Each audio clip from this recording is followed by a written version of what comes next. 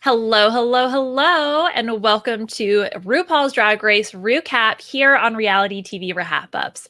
I'm your host, Liana Boris, and we are here to talk about not only Drag Race All Stars episode 6, but also Canada's Drag Race at the end. So if you're here for both, I will put a timestamp for Canada's Drag Race in the show notes. Otherwise, we're just going to do the two back to back and talk about essentially this week in RuPaul's Drag Race.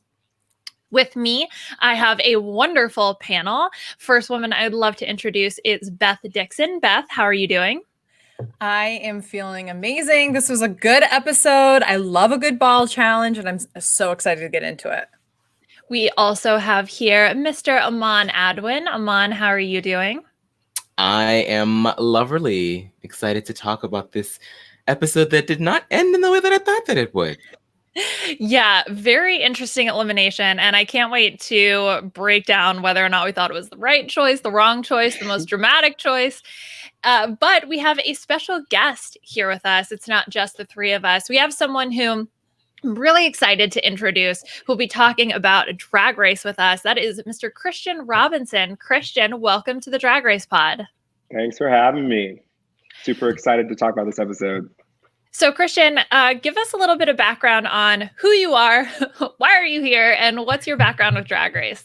Yeah, so a little bit of background about me is that I'm trained to be a therapist, but I'm currently in school just studying how to train and supervise future therapists. And I'm excited to talk about All Stars 5 because I really got into Drag Race when I started dating my boyfriend. He was watching season 9 as it was on television live. And so I just kind of hopped on in the middle of the season, fell in love with Shea Coulee and was like, I guess we're doing this. I just want to see more of Shea. And so since then, clearly I moved forward and then I went all the way back as far as I could in terms of watching all this season and just fell in love with it. Just love drag, watched Dragula, just did the whole thing. And so I'm very in deep to drag right now, especially in quarantine.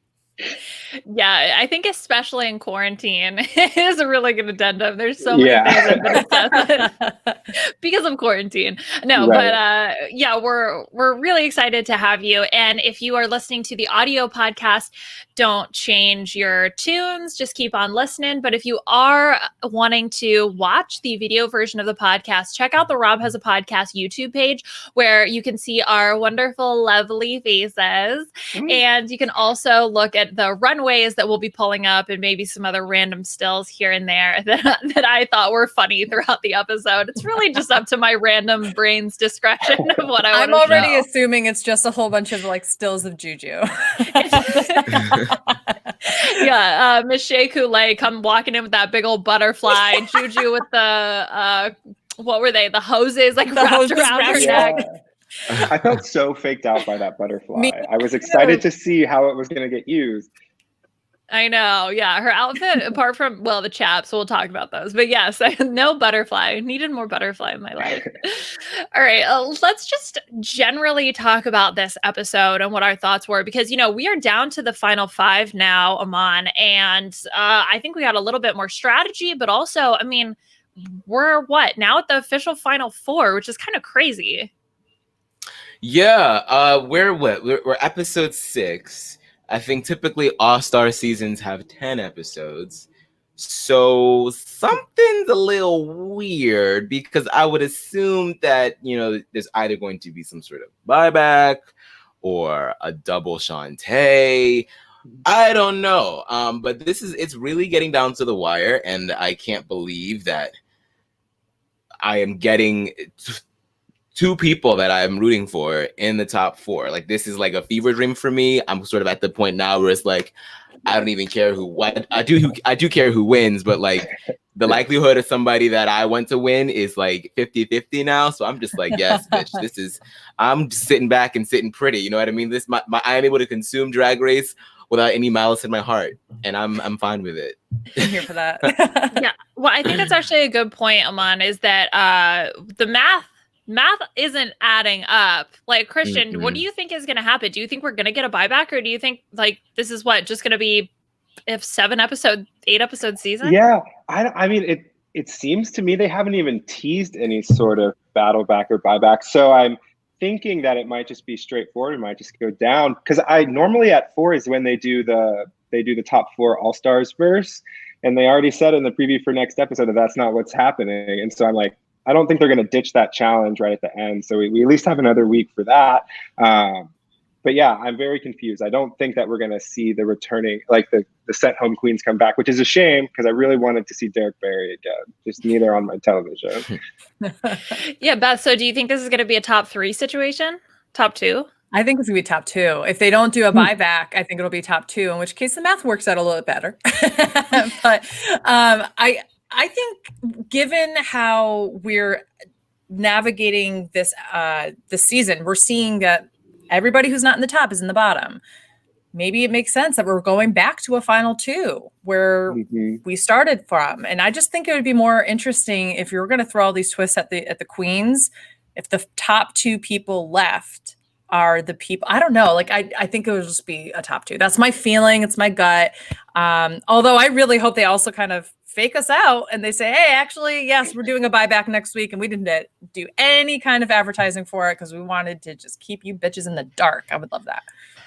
They did advertise in All Stars 4 when the queens came back, right? To do yeah. Okay. So I honestly have no idea because if we really try to think about it, you have next week will be our final 4. So we then have 3 queens voting, but amongst themselves with 1 queen then doing the lip sync. And then we go to the next week. What is 2 queens voting? They just vote for themselves. I don't even know how that would work. Does then it automatically go to the lip sync queen? Like they'd get rid of the assassin. There's no assassin. I have so many questions. I wish they would just tell me the answer. Yeah, there's a lot of questions here. And I also feel like I was just trying to think back quickly. So like season 4 of All Stars, they definitely teased out that they were going to come back and lip sync against the current queens. In season 3, they definitely had like the 2 girl groups, and they definitely teased that out with the whole Handmaid's Tale thing that was going on throughout the entirety of the season. All Stars 2, they ended an episode with the face crack of the century of the mirror. So we've definitely seen that they've teased this out before, which is why I just don't think that there will be a buyback. I feel like All Stars relies on that. Well, and I feel like maybe I'm like too purist in this view of like the competition, but I think bringing somebody back this late into the game, I'm like, I'd want to have seen them perform in Snatch Game. I'd want to have seen them in, you know, like whatever song they do. I'd want to see them in this like roast challenge that's coming up. And so to not have that and then just throw them in at the end just seems a little weird to me. Yeah, no, I totally agree with that. That's a good point though too, Christian. We've also already seen like the first real challenge besides the talent show. The second episode was the write your own verse and be choreographed kind of challenge. What is the top 4 going to do this time? Are they going to do another challenge like that? Or is there something different that's going to come down the pike for the top 3, top 2, whatever queens are going to be in that competition? The reunion episode it's part of the count, right? The episode count, right? Well, do they they have a reunion for? They didn't do one for 4. And they didn't do one for 3. They've only done one for 2. Yeah, I don't think so. Because I think this is strange. Yeah, this is very strange. Which it's like, I wish I could just, it's so funny because, okay, we're actually supposed to talk about episode 6 here, and all I can do is speculate on what's happening in the future. Like, just tell me, okay? And then I can talk about the actual episode. Even if they did a final 2, would that still be 10 episodes? Because, wait, can I do my math right? Because it'll be episode 7 is next, and you'll go down to 3. Episode 8, you'll go down to 2. So, but no. So episode 7 has 4 queens. Episode 8 would have 3 queens. Episode 9 would have 2 queens. And if you had a reunion, it would be 10. So I don't know if they do a reunion or not. I don't know. Look, in the age of Miss Rona, no, there are no rules. Okay, it's just a mess. Everything is a mess. All right. I'll take what I can get. Yeah, thank you. All right, let's go ahead and let's actually talk a little bit about this episode because. I thought that India was gone, but the drama remains with the notes, with some of the social strategy. Like, finally, we get a non-improv challenge, Aman. What did you think about this episode in general? I loved it. I felt like the editing was pretty, they had me because I didn't know what was going on. I was thinking, I feel like the most predictable outcome probably won't happen. And I felt like they did a good job of really making each case for either queen. In terms of the challenge, I thought that it was, I like the challenge because it really, it's a bit of like, it's a bit of improv and a bit of like acting, but it's like all planned, you know what I mean? Like, gave them all equal opportunity to come up with some material, and it didn't even have to be long. It literally, like, everybody comes out on stage for what, a good 20 seconds, and then you're done. So I felt like this was pretty level playing field. I felt like with the amount of time that they got, the only thing that like would send you home is either it's just not good material, or the dress that you made is not good material. So it's I thought that this was I liked this challenge a lot, and I like the fact that RuPaul brought his family on TV because it just humanizes RuPaul a bit more for me in the age of everybody hating against RuPaul. Fair enough. Yeah. So Beth, when you were watching this episode, I mean, you said you were very happy to see a ball back. We didn't see our normal 3 looks. We had sort of the 1 look plus comedy, then actual creation look. Yeah, I think it was interesting. Even though it was a ball, we still saw acting, we still saw comedy in it. And I think that that's, I guess, the theme for this all-star season, but it was really, really refreshing, I think, to only have 2 looks, because it put a lot more pressure on the look that you constructed, as well as what you presented on the runway with your comedy script and how you acted on the runway.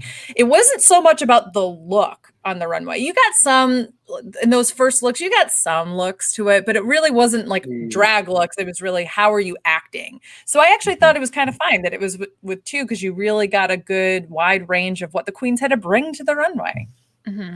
Yeah, Christian, how do you feel about the balance of these looks?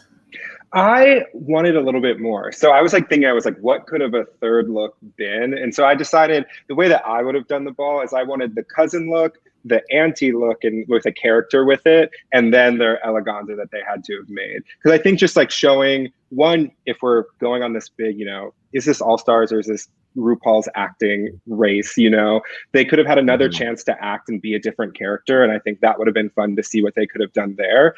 And then also, I mean, I agree with you, Beth. I'm big on the looks, and so I put a lot of the weight in the challenge on that last look that they made. But I wanted a little bit more acting since they had stated that that's what they were going to be doing. I'm not gonna lie, I was a little disappointed because I wanted looks.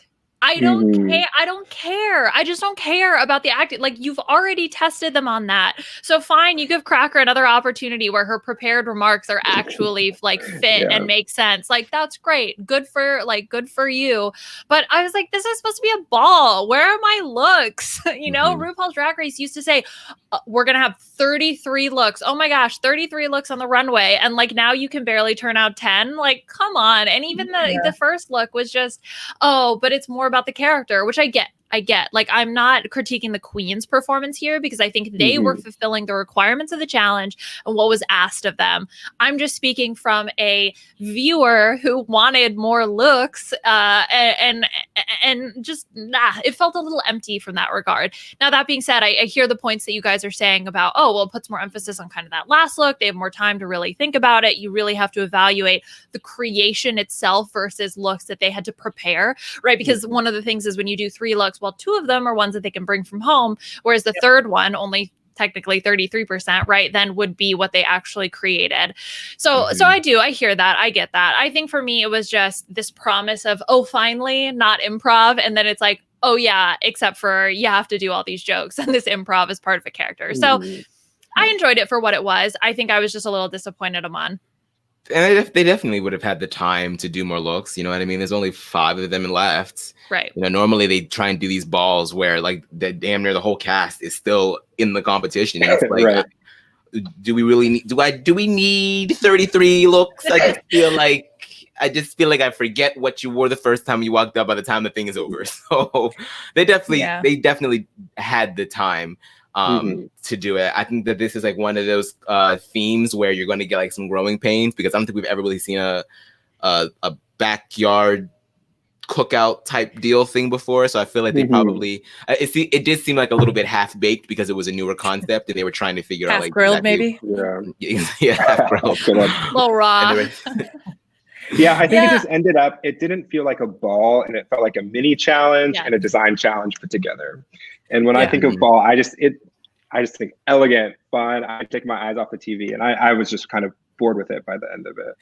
Yeah, I think another part that I've been thinking about with this too is, are they trying to get more out of the ball scene with the ball, which is not just about what you're wearing, it's how you sell it. So when they give you a script with it, which you normally wouldn't get in the ball scene, I don't believe, people can call that out if I'm wrong, you are really, it's about how you're acting, it's about how you are presenting. So I couldn't tell. Normally you have like 3 different looks, and it's just how you act it out on the stage. So were they just trying to do a twist on that on top? All I was getting was season 9 when they did the construction challenge of like the underwater, or like the princess challenge, not the underwater. Everybody did underwater princesses for that challenge. But when they did the princess challenge, they had a script with it. So it was a construction and this time they just said, but we'll make it a ball. And instead of the script being with what they constructed, it'll be with a come from away. I don't know. I do understand. I wish there was a third look. But at the same time, I'm kind of happy with the emphasis that they put on the constructed look. I'm also kind of happy with, because the first look wasn't for the most part a good look for most of the queens, that it was mostly about the script. Yeah. I did feel like they were sort of like grasping at straws, because we do get like a little bit of a critique with as far as Alexis is concerned. I think she was like one of the only queens that we saw get critique about her first look, and we were like, oh well, like I thought it was gonna. I was under the impression that you guys were more concerned about the constructed one, but it seemed like if there was a negative thing to say about the queen, it would go for the first one, when all of them were like yeah. Like Blair saying, Claire, I mean, she didn't look bad, but like was that really a look? Like she just, it looked like she just, went to Target and got some boots and got some jeans, and that was it. You know what I mean? So like, got a mullet wig. No, what it reminded me of was like when Hot Girls for Halloween, when you want to look trashy, that's what you look like. So you still look fabulous, but you're like, oh, but I'm like country, I'm trashy. And see, that's exactly where her script could have saved her, but it didn't. And that's, she just wasn't trashy enough. If she's going to go for that look, there's really 2 ways you could go. Like, you could go for the really liberal side of you. You could go for the really conservative side of you and make it really funny with that kind of look. Are you like the really like MAGA biker queen, in which case like you can have your script poke fun at that? Or are you like the really liberal person at the family's like the black sheep of the family? Like, she just didn't give enough in the script, and like that's exactly where the script comes into play with these looks. All right. Yeah. Well, we can complain about Blair St. Clair a little bit later when we get to her. Yes, I'm getting ahead of myself. Yes, us, I'm sure, much like Bob, have things to complain about when it comes to Miss Blair St. Clair. But let's just set up this episode. So first of all, Alexis says this is a very diverse top 5, which I completely agree with. I think in multiple ways it's really diverse, which is super cool. I just think it's neat to see all these different types of drag, from Alexis, who's like very much a pageant girl, to what Shay has been able to do, Cracker, Miss Comedy Queen, and whatever Juju is doing, which I don't even care. I love it all the same. But we get set up that this week's Maxi Challenge is going to be the backyard ball, because as RuPaul says, happiness is in your own backyard, which I wrote right next to the fracking because I couldn't help myself. But we're going to get 2 looks this week. We're going to get the Country Cousin Realness, which we alluded to, which also had the script component, and the high fashion looks from your own backyard, the backyard ball eleganza look, which they had to create from all of these supplies that you would find in your own backyard / the Dollar Tree. But before we talk about the runway looks, there's actually a few things I want to touch on. One is India Farah leaving the notes Christian. I was like, she's so smart. This is a way for India to exist on the show once she's gone. She's going for an Emmy on a production credit. Like, she kept going. And I just thought it was so funny. And the comedy of Juju looking around her station for a note and just being like, India didn't leave me a note. I'm not going to be consumed by it. And then being consumed by it. It was just so funny. And then just the note that she left Alexis, I still to this day, I'm like, I don't know who to believe, but India's not doing herself any favors by leaving this note for Alexis. Yeah, it was just wild, and I was so happy she left those notes, and I was even happier that she didn't leave one for everybody. The only thing that could have made that whole situation better is if she had just pulled a Thorgy and started like complaining about Shangela randomly in one of them, and just to see like how people would have reacted. No, I think that she's super smart to do that in terms of providing entertainment, to getting really inside specifically Shay in Alexis's heads. She clearly, I think, was trying to get in Alexis's head by being like, we're still friends. And Alexis is like, I don't want to hear it. And she's like, wait, she didn't call me a liar or anything? Wait a minute. And I'm like, wait, wouldn't you be okay with that? But no, it does make sense. You would be paranoid. Why are you not calling me out for being a liar in your specific note to me, but yet you're willing to write a paragraph on the mirror and lipstick? Interesting stuff. See, this is why I was thinking that this was going, like they were setting up the return of the eliminated queens. I felt like all of these like ramifications that we were seeing for India, I was like, okay, well, obviously she's gonna get brought back. They're just not gonna continue to talk about her, and we're not gonna see her. So I was surprised by the end of the episode when there wasn't really any of that going on. But this also made me feel like, you know what?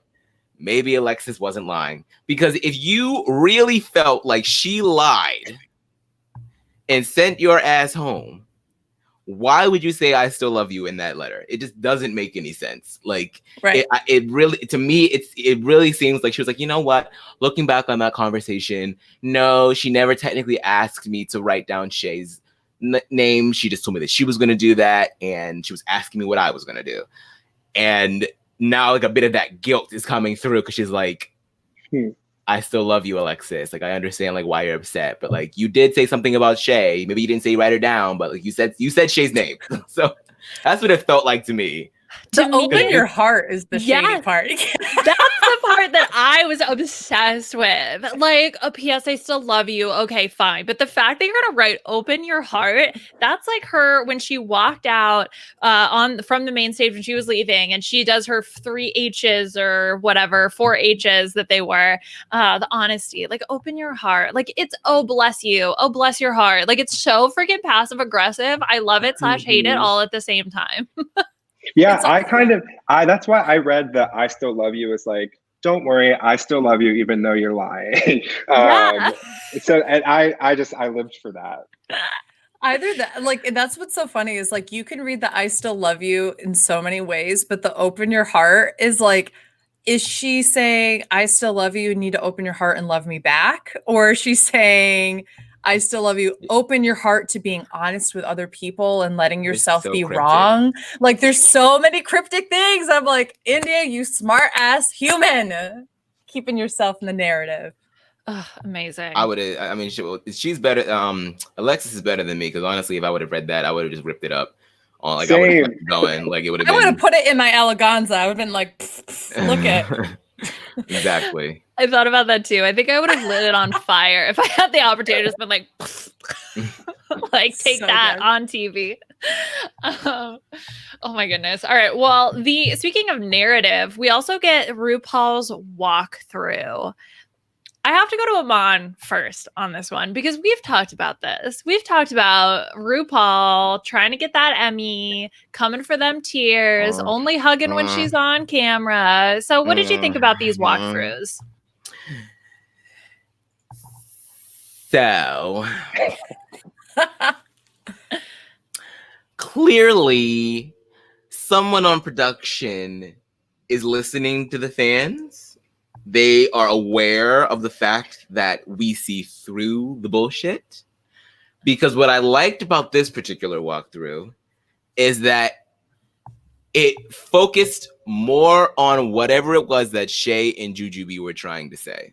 We did get a few shots of RuPaul looking misty-eyed, glasses fogging up from the tears. So we got to see a bit of his reaction, but for the most part, it was Shay getting to tell a piece of her life story as it pertains to Drag Race on the show, and the same thing with Jujubee. So I feel like they are definitely trying to temper it back and show us these moments. And And I do believe that RuPaul, like, I believe that he cares for some of these queens, emphasis on some of the queens.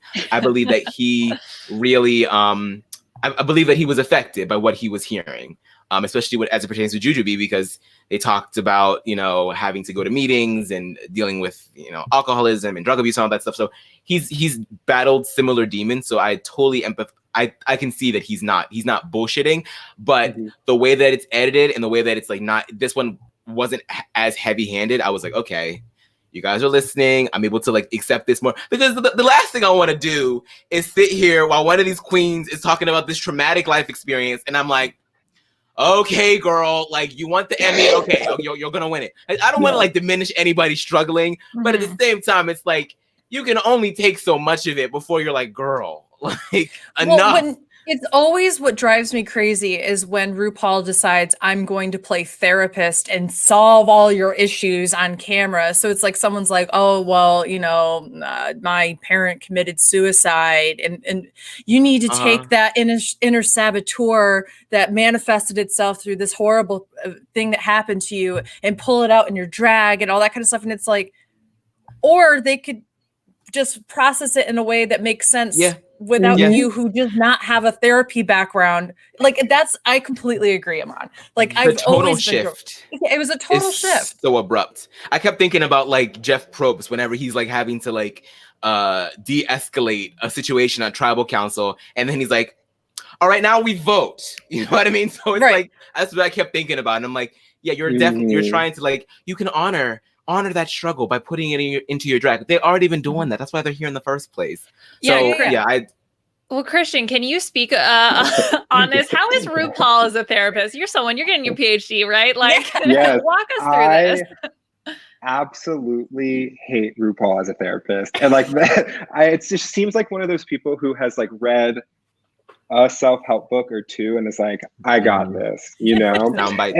And so like my problem with like these arcs that we see is like Ru comes down, she talks to one of the girls, she gets them going and going and going and like really worked up, and then it just stops. And it's like, in therapy, you would never bring someone to a place if you didn't have the time or space to help take them out of it. And so one thing that I really wanted to hate it, but I appreciated that Shay tweeted it. Shay was like, just so you know, it looked really abrupt the way that conversation ended, but like Ru and the crew were really helpful in the back end of that conversation. And I was like, okay, but like, that's what I want to see, you know? Like, I want to see that part, because it seemed like they worked Shay up and she got really upset. And then Ru was like, okay, see you on the main stage, you know? And it just seemed very cold, even though it was still like laced with empathy. Okay. Yeah, that makes me feel so much better. Yeah, I didn't see that tweet. Who are watching the video version, I did pull up a very grainy screenshot of the tweet, which is Shea Coulee responding by saying, for the record, RuPaul did comfort me after I shared my story in a very real and meaningful way.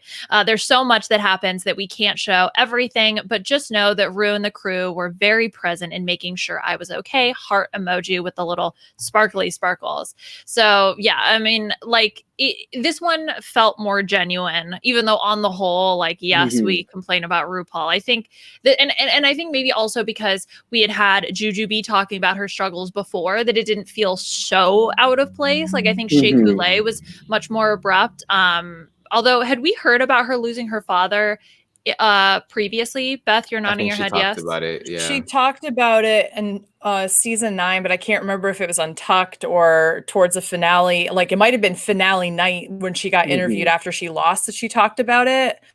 Because I remember there being a juxtaposition of her losing her father and Sasha having her father in the audience. So I remember something there. I don't remember hearing about her older sister passing away on the show. I remember seeing it like in tweets and all that kind of stuff.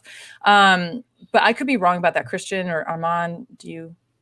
Yeah, I think you're right. I don't think she talked about her sister, but I that makes me feel so much better seeing those words from her, because I mean, yeah, we hear these stories. I mean, Evie Oddly, the latest, well, she's not the latest one anymore. Hey, Jada Essence, forgot about you. Anyway,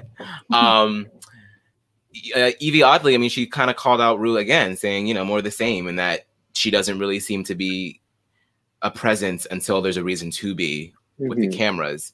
So I'm glad that if this is something that happened, I really hope that it is RuPaul responding to all of the critiques that he is getting and trying to be more of that mother figure, because I just feel like that would just elevate the energy of the show. Like, I understand that RuPaul is one guy, right? Like, he cannot carry the burden of 100-something queens on his back and trying to be everybody's best friend. Like, that's just not humanly possible. I understand that. But at the same time, you don't have to create this atmosphere on the show where queens feel like they can only be emotional during certain times, because that's kind of what happens when this abrupt feeling that we're seeing on the screen. It's like, it's like, is it all coming out now because this is the designated time to cry, as instead of like it happening organically? So I really hope that he is trying to foster like a more caring environment. I'm not saying you have to be everybody's best friend. I'm just saying, like, you know, be the mother figure that you are. Like, these are all your kids, essentially. Like, you have changed the lives of so many queens, and I feel like you should really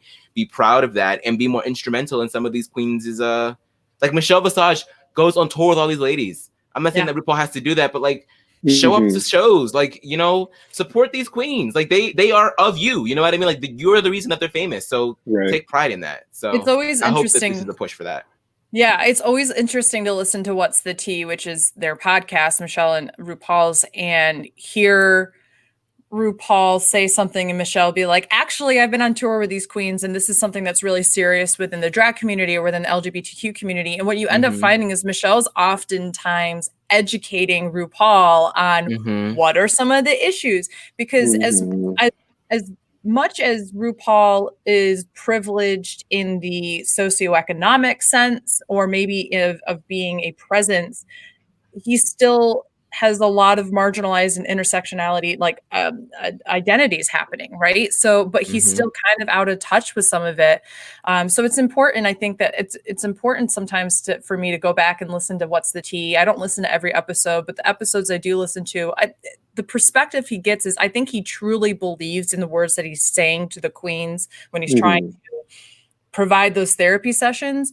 But to your point, Aman, when you were pushing out, hey, this is the time I want you to be emotional now, you're ruining that opportunity for those vulnerable moments you keep saying you want on the stage, in the confessional rooms. Like, you're ruining that for that to come out in a more natural way and dealt with in a way that can be processed better by the queens that are on the show.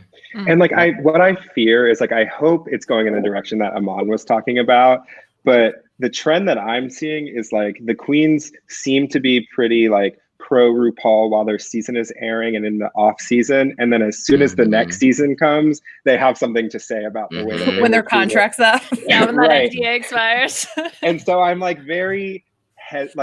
I'm hopeful, because it seemed like it was produced and put together better into a package for us to consume, but I'm hesitant. I'm like, let's check on this in 6 months or whenever we get. I'm like, I really hope that those words from Shay were like legit. Like, don't just say it because you feel like, you know, because you could just stay silent. You know what I mean? You don't have to. Like, if it didn't happen that way, you could just. Yeah. I mean, she may be wanting that crown. Like, they record multiple endings on purpose. Okay. I know. But I also have to say, Shay is not a queen that will just say something to appease people, even if so. She could have just stayed silent and let people have the impression that they wanted to. But I will say, just to tie it back to this particular episode, I do feel like these were better, to Aman's point, because the focus was on the queens.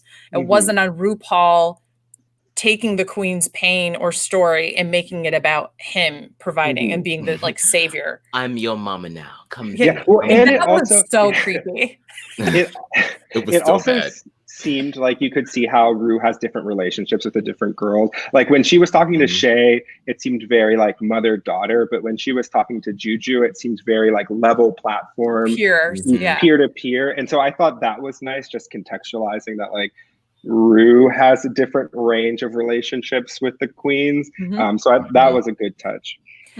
I also think it was really important. the one time RuPaul kind of made it about himself, it was in a point of connection of his own vulnerability. So he was like, Jujubee, I have also gone through very similar struggles, and those communities can uplift you. And those tears, I think, were legitimate, because I think that those are the kind of things. There are so many times when RuPaul cries on this show that I'm like, the Emmy is not deserved for that performance right there, because we can see right through that. Like, I am so proud of all of you queens. And I'm like, okay, that you're not even crying. Are you? Like, are you proud? Are you? But in that moment where you can see a genuine connection being formed, that is a conversation that likely would happen between friends, between peers, to your point, Christian. So yeah, absolutely. Let's switch gears, not to do an abrupt tonal shift like Miss RuPaul herself, but let's move away from therapy session and move on to our runways. So first of all, I have to share this because this is my new background. This episode gave me one of my favorite stills, I think, of all time. So this is, if you're watching the video version, you can see this. For the audio version, it is Jujubee sitting on the ground, cutting out watermelon, and Cracker in her undergarments, just standing staring at a piece of plaid, but with red Converse on. Yes, with Converse on, just contemplating life and contemplating her runway outfit. But anyway, that is neither here nor there. That's our pop art right there. I know, right? I was like, I need to print this out. Can I get a Shutterfly version of this? I need the canvas print, baby. Our guest judge was Bebe Rexha, who I love, because after the whole Big Brother thing where she came to perform in the Big Brother house, everybody's making the jokes about Bebe Rexha. And then I actually listened to all her music and I was like, no, I am actually a huge Bebe Rexha fan. But Christian, how do you think Bebe did as a guest judge on this episode? I enjoyed her. I think she was very nice and she provided, she was very uplifting when some queens were feeling down, but I loved her outfit, and I didn't think that any of her commentary was off. So she was a good time. I felt like she was a little, I felt like she was like a little disconnected from the judges. Like there was so much ha-haing and kikiing going on this time, which, we've debated RuPaul's sense of humor, but it seemed like she was just like looking to the side, like, I don't get it. I don't get it. Like, I really want for these guest judges to sort of like and they probably do get prepped, but like I wonder, as they like, do they tell them like, look, we encourage you to make corny ass jokes and to like really like ham it up and be fun, because some of these guest judges just come on to the show and they're so reserved, and I'm like, RuPaul's sense of humor is already crazy, but now it's making it look even worse because he was literally like slapping fucking Michelle across the face, laughing at one of her jokes, and Bebe's sitting there like, energy was just so weird. Yeah, do you guys think that somebody writes the like quippy one-line response? Definitely. 100%, right? Oh yeah, they have writers. Yeah. Because it's so funny. There are sometimes where people, if it comes across like off the cuff and you're like, oh, that was witty. But most times it's like, hi, RuPaul, corny one-liner here. Yeah. And you're like, okay. I think it's definitely a mixture. I feel like there's definitely times where they'll get a good one in there that they come up with on the spot. But I think a lot of them are definitely written. I love all the generic ones. They're like, you look fabulous today. Hi, Ru. Right? Okay, yeah. Good. And then he laughs. And I'm like, what is so fucking funny? Always laughing. And it's just like nothing is ever funny, but RuPaul is always laughing. Yes, it's like one way to live your life. I'm starting to lose my mind. Like, I'm starting to find the things that he finds funny now because he's laughing and then I want to laugh. And I'm like, what is happening to me? It's like the real life version of a laugh track. Like, that's right. RuPaul. Yeah. Just put RuPaul in a room. You'll be having a grand old time. Okay. The first round of looks that we are going to talk about is the country cousin realness. So, we're going to be looking at the looks, but we can also, of course, talk about the script that they came up with and all of the canned jokes. But the first queen that we're going to discuss is Ms. Cracker, who did these have names? I didn't write down the names if they had names. They did, but I don't remember them. Okay, she's the cousin that's like munching on the food and looks like a reject from the Dixie Chicks, or just the Chicks now. So that's Ms. Cracker, Aman. Yeah, this was great. I know that like I've gotten a little bit of critique about my critique for Ms. Cracker showing a little bit of favoritism, as it were. But she honestly did a good job here. I think that this was the challenge for Ms. Cracker because of the fact that it is prepared, and you can sort of you can take all of that cerebral energy and focus it into one like quick little monologue here. And I think hers was the funniest. Hers sort of like was very well put together. You got the character. It was acted out pretty well. I mean, I particularly love the family may know me by she got a lot of nerve showing up over here after all these like so I love that. I thought that it was it worked. It was concise, it was succinct, it was funny, it was good. It wasn't too much, it wasn't too little. It was just right. This is the Miss Cracker that I love. You know what I mean? Christian, was this the Goldilocks of this challenge? Not too much, not too little, just right? Yeah, I liked it because when she came out and within the first couple of seconds, you just knew exactly what this character was about. The way she's like chewing with her mouth open, the strap of the dress is hanging off of her shoulder. Like, you're like, she's a mess. I get it. I get where this is going. She probably has 20 cats. And then she mentions that. So like, it's just, I thought it was really good and on the nose. Yeah, Beth, what did you feel about this? Yeah, I think in terms of script and her acting, perfect. I think that what I struggled with all of the looks for these particular beginning portion, the first looks, we're just like, are these drag looks or are they not supposed to be drag looks? Because this does not look like a drag look. This just looks like I bought this at a store in the mall and put on these boots and that kind of thing. In which case that perfectly captures the cousin she's trying to talk about. But that's where my criticism for her and for a few other queens came in with, are these supposed to be drag looks or are we just kind of giving that a pass because we know the look they constructed is a drag look? So that's where I'm kind of sitting here with my criticism. This Cracker came out and I went, meh. But then I listened and saw how she was acting with the script and how there was not a beat missed with how she reacted to what she was saying or how she was acting out. And it just was, I audibly laughed out loud. I thought that hers was great. And I really, really enjoyed her character. Once I got what the challenge was, I thought this was the best one. 100%. It just took me a bit to realize what was actually being asked of them because to your point, Beth, like, I agree with that. Like I own this dress. It's from Forever 21. I bought it for $30. Like, you know what I mean? But that's the thing is that this ended up being more of sort of this comedy challenge. To echo what Aman and Christian were saying is that like the humor was there, the character was there, and it was really well defined. So I thought that this was enjoyable for what was being required of her for a ball. You know, not what I would have expected, but also this entire challenge is not what I would have expected for a ball. Yeah. So, you know, you got what you got. I had to watch all of them first in order to go, okay, Ms. Cracker was definitely the best. No, right. And she's the first one out, right? So it's sort of hard to compare because then everything starts being judged to that. But the other queen who I thought did pretty well in this challenge was Ms. Jujubee with the biggest, most oversized hat like I've ever seen in my entire life. Christian, what did you think about Jujubee? I would almost say that I wish Jujubee won this challenge. Like if it was just this part, if it was just the acting, I think Jujubee had it. The lines that she did were so fun. And when right there where she turns and she says Amber, like I rolled laughing because of that. And she just had some good one-liners. Question about that, because I didn't necessarily was the comedy in the inflection of that line? Or is there like an inside joke that I was missing for the Amber? Because I didn't get it. Everybody laughed at that, and I was like, I don't get it.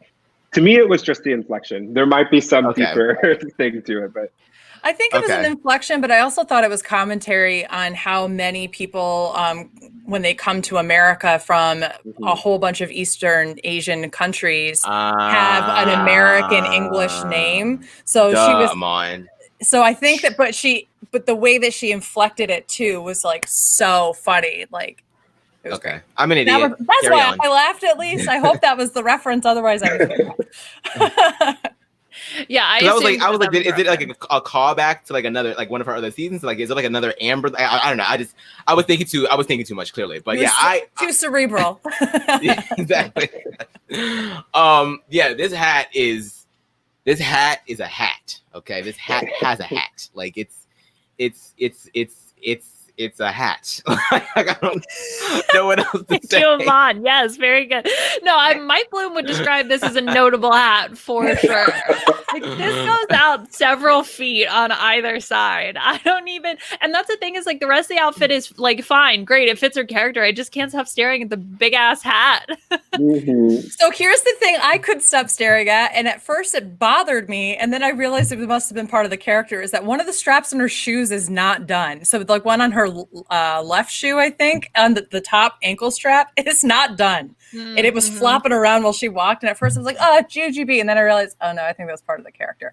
I loved her characterization. I loved her script. I thought it was really funny. I definitely feel like this is exactly what that one cousin would wear at a picnic, right? Who has like that top that is like too much for a family affair, would be great for the club, and then like the like Daisy Duke shorts pulled out with the pockets out. Like, you have that cousin. Everybody has that cousin who would wear something like this.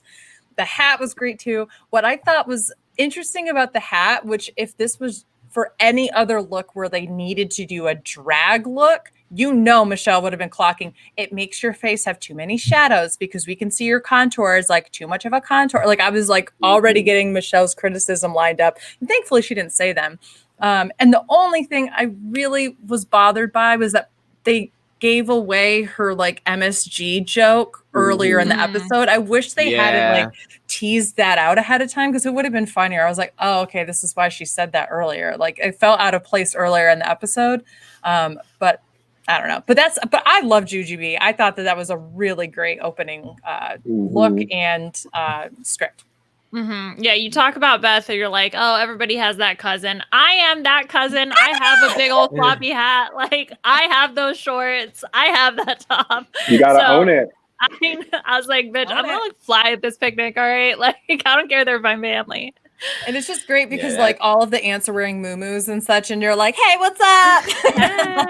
Like, yeah, you're walking through the grass, you're like trying to play like, you know, pickleball or something with your family, cornhole or whatever, and you can't walk in your heels. Yeah, I've been there. All right. The next queen to walk the runway is Miss Blair St. Clair, who I described earlier, and Beth really went in on. So Beth, I'm going to give you first job at this. The library is open. Yes, talk about Miss Blair St. Clair. No. I think that I think what I said earlier is really what my criticism was, both of the challenge and of Blair. This was a situation where her look, like you know exactly who this is. Great look, but cheap, which is part of the character. But I feel like her script didn't reflect the character well enough. It didn't go far enough. It didn't give her opportunities to act like Ms. Crackers or Jujubees. So I really left wanting more. Like, I wanted her to really be trashy in the script and to really own it. And we know she could act. We know that she could do that kind of stuff. So why didn't she bring it? That's where I was really disappointed. Yeah, Christian. I honestly don't even remember what she said in her thing. Yeah, exactly. I don't either. And it just seems like it's similar to me with her choice of Ellen. Like, she picked the character, she showed up, and I was like, yes, I know exactly what we're getting, and this can be so funny. And then just the characterization of it was non-existent. Like, I can picture this cousin, you know, Southern conservative. We could be talking about motorcycles. We could be talking about roadkill. We could be doing a lot of like crazy, absurd things with it. And I literally can't remember a word that she said. Did she talk about being a biker chick? I mean, I was going to ask Amon, but Amon's like, I have no idea what she said. Was she the one that insinuated that RuPaul was also her baby daddy? No. Is that the... I don't think so. I think that was whoever's next. Shay? I don't remember. See, this is the point. Yes, like, make it memorable. Go farther with it. And I remember her look. I remember how she kept just doing the same thing with a cigarette, and like that was it. And I was like, but this look tells so much more of a story than what you're able to do and act. And I wonder if one of the issues with Blair this season and Blair in general is that I know that she, for the past couple years, has really wanted to do an overhaul of her look. And I think that going into season 10, we had a queen that was more theatrical than a look queen. And then she said, I'm not comfortable being overly dragged up. I really want to be super feminine and soft. And she really did a rework, and I want to be sexy and I want to be these different things. She comes into All Stars with this different aesthetic. And I'm not saying that she lost her acting. I'm just saying that I think that she spends way more time in how she's going to look. And we saw it with Snatch Game. We saw it here than she does with how am I going to act to go with this. And I think that that's unfortunately a loss because she really does have she has the full package. I just don't think that she's putting it all together in a synergistic way. Wait, did Blair have acting skills at one point? Yeah, she's a theater person. Oh, okay. Because I don't remember. She was with the fairy godmother. So shady. I loved it. I mean, God. Tell me about it. But she's but like when though? So if you could give me an example, that would be great. I just don't yes, I remember her being the Broadway ingenue as part of her description, but then she had the fairy godmother in the Conflama, whatever that musical was for Ru Inc. or Ruco or Ruco Labs. It was the pharmaceutical. Yeah, the pharmaceutical. Yeah, I remember that was like an acting thing she did. What other acting thing did she do? I don't remember. So they had a construction challenge. This more than second review. Yeah, we are really struggling to understand Blair right now, and I'm kind of like feeling the same way that I felt at the beginning of like when the cast got announced. Then I saw her name, and I was like, oh. Okay. And then she's had a few moments throughout the season where, I mean, we liked her look in the last episode, and she's had some strong moments here and there, but it's starting to like decline, and I feel like this is like the begin. She's not going to win, and this is essentially the beginning of her, way out. And it was hard to watch because she was so confident, right? Like she was like, "This is my challenge. Like I'm gonna be good." And then as soon as she walked out, I was like, "She's not gonna be good." No, honey. Yeah. Well, a queen that we know will most of the time do something good. That is Miss Shea Coulee with I loved the Grandria reference, Amon. That was just like it was so good to see that callback. I thought she was so funny here. I love it when Drag Race is able to get meta like this and celebrate the history of the show. And I loved the bag of chips that she had too. She didn't know I didn't have her. Like she was pandering, but in all the best kinds of ways. She pandered to us with the Grandria thing. She pandered to Ru with the chips. She's coming for the crown. And you said that this was the one where she was the one that kind of insinuated that I thought so. Ru was her baby daddy. So yeah, I liked this. I liked the look. I like that it was like very custom. It's not run of the mill. It's very memorable, and it works. Yeah, I think one thing that I like, Beth, is the fact that she does at the end of I'm hesitant to call it a dress, the oversized T-shirt. She has almost like a little bit of a teaser of what you're going to see with her main runway look, with that sort of blue napkin picnic fabric going on there. No, I 100% agree. I think that is something that was really smart on her. And I don't think any other queen did any kind of teaser of what their constructed look was going to look like. I think that she did a wonderful job here. I was confused at first by the boots. Like, I was like, did the boots really go? And then I was like, you know what? First of all, this is when I was still trying to figure out if we were doing drag or not. Like, I was like, what's happening? But then I got thinking about it. I was like, actually, this is like really cool. The fact that instead of just wearing like jeggings or something, like your boots are your jeans to go with this oversized tee. And I was like, actually, I friggin' love that. But I just love that she put all these kind of mismatched things together. She has the gloves on her hand. She has the big oversized sparkly spike necklace. She has these jean boots. She has all these things that in like any other challenge, people would be clocking her by saying like, what are you doing? Like, but this made absolute sense with the character. She acts the shit out of it. The chips were great. I just loved it. And I love that wig. I love that wig on her. It was great. Yeah, Christian, do you have any thoughts about this look from Shea? I think just the only additional thing I'd say is like, this just proves to me that Shea is just a student of the game. Like she knew to make that reference. She teased the look. She had the chip. She was playing her cards exactly right. And I'm looking at it and I'm like, is this the best thing I've ever seen? No, but was that the assignment? Absolutely not. And so I'm still in love with it. And then the acting was good as well. Yeah, she's definitely one of those country cousins that thinks that they are all that. You know what I mean? Like they think and a that their bag of fashion chips. is like, and a bag of fucking chips.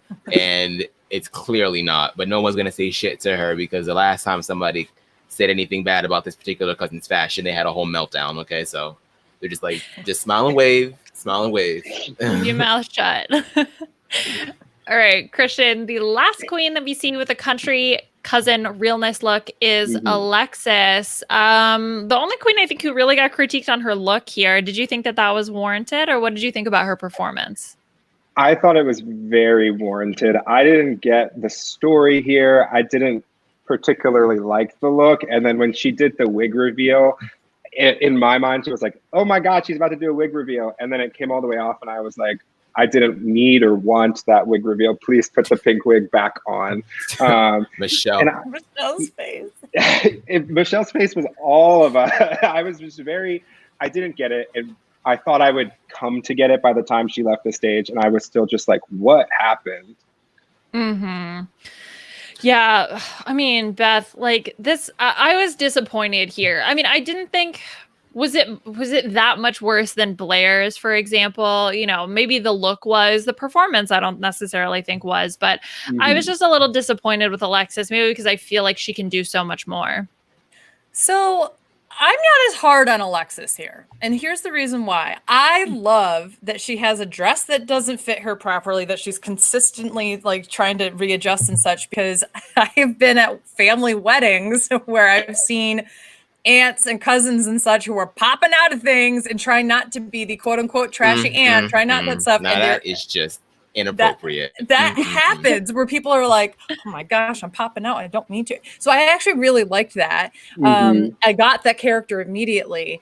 I agree about the wig, but then I also went like, but aren't these supposed to be trashy people? So aren't we supposed to not like the wigs and such? Like that makes even more sense. You lose the wig and it looks worse. That's good for this part of the challenge. I thought it was also unique and interesting that this is where I kind of was like, wait, what's the assignment again? Are they supposed to be the cousin or were they just using cousin as like an idea? But she was like, I'm the housekeeper. I thought that was really funny, like using like a play on a cultural thing. Like that's really funny. So I wasn't as hard on her here. I definitely thought that she acted better than Blair, but I also don't think that her script was that strong. I felt like she had a couple like, oh yeah, kind of moments, but that was about it. She wasn't the strongest, but I also don't think that she warranted as many critiques as she got. So we recently had a conversation, you and me, Liana, about where it was like kind of like we about how some of these acting challenges can be shitty for people that speak like English is not their first language, right? Yep. And how sometimes the culture and what specific cultures find funny just doesn't translate that well. And while I feel like objectively speaking, the script just lacked jokes. The only thing that was sort of funny, which I was kind of hesitant to laugh at, was the housekeeper thing, because I was like, I don't really know if this is a Puerto Rican person making a joke about a stereotype. So she is perfectly allowed to do that. But I was just like, I just kind of found it like a little frustrating that was the only thing that I could kind of like latch onto as finding humorous. And the rest of it was just like, I don't know. Like, I mean, she talked about how she was bringing coquito, which I'm like, if you don't, some people might not even know what that is, which is unfortunate. I know what coquito is because I love drinking that shit every holiday season. Yes, bring that shit to my barbecue, please. But I don't know. I just felt like maybe some things were just not, it just didn't flesh out well. And I don't know if it has anything to do with the fact that English isn't her first language. I don't know. Because I still think that objectively speaking, it just, there was no jokes. Where are the jokes? So, it did give me pause.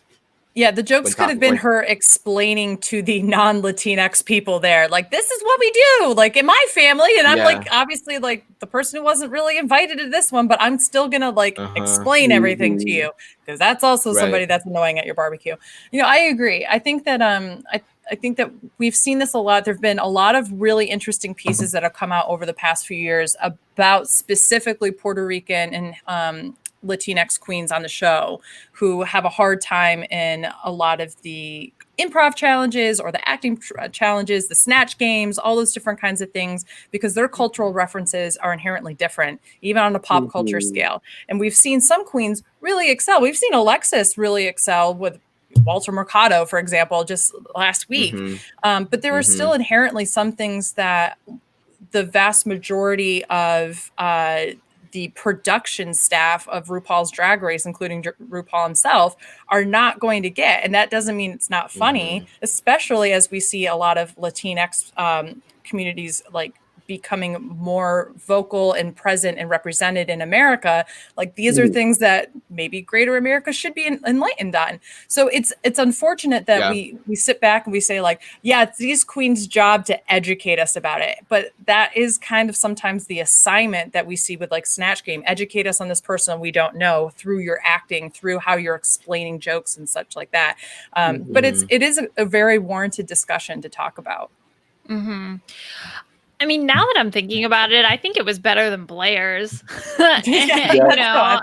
For what it's worth. I mean, absolutely. Like that's being someone where English is your second language or third language, I think for some of these queens, of course, I think that's going to put them at a disadvantage. And when part of the discussion was like, oh, do you lean on that? Which is, I think Alexis is, utilizing sort of her culture and being willing to poke fun and make jokes at those stereotypes. So it's kind of interesting to see how it's utilized and then how it's ultimately received. I mean, I think from my perspective, though, I do think Alexis was probably funnier than Blair's. I just felt Blair was boring. Yeah, which is, as we all know, the greatest sin in reality TV. Just don't be boring. Don't be boring. Don't be forgettable. Well, something that was, I thought pretty gorgeous and unforgettable was Ms. Cracker and her badminton look. Beth, what did you think about Ms. Cracker on the runway? She came out and I said, yes, please. My only critique is the same critique I give her every single week, which is, girl, can you please fix the color of your tights, of your stockings, whatever it is. It's draws my eye in a bad way every single week. But I love this look. I love how it was constructed. And it, like the use of the shuttlecocks, like both on her shoes, around her necklace, the wiffle. My gosh, I played wiffle ball. I played softball, and I can't say it. But the earrings, the fascinator. I don't think another queen put together a fascinator that looks just like that. Alyssa Edwards would wear that fascinator for sure.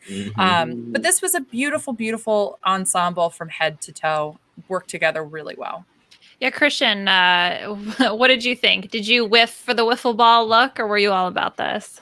I was all about it. I think if I, had to put some critiques on it, I got I looked at her mug and I was like, something is off. I don't understand. And eventually I realized she doesn't have eyebrows. And I was like, that's just a choice that I don't know if I personally wish there was some eyebrows. And then the other thing is that just when she turns, the part of the fabric that's covering her chest is just like coming up off of her body a little bit. And it just looked a little loose. So I just wish it was tighter. But other than that, I mean, I thought it was really good. Yeah, I thought this was really good. I that's a good critique, the one because it doesn't fit because it's loose. And I don't know exactly what that's made out of. There could have been some restriction with that material, but I agree. Aman, I think I would have preferred this to be a little bit tighter.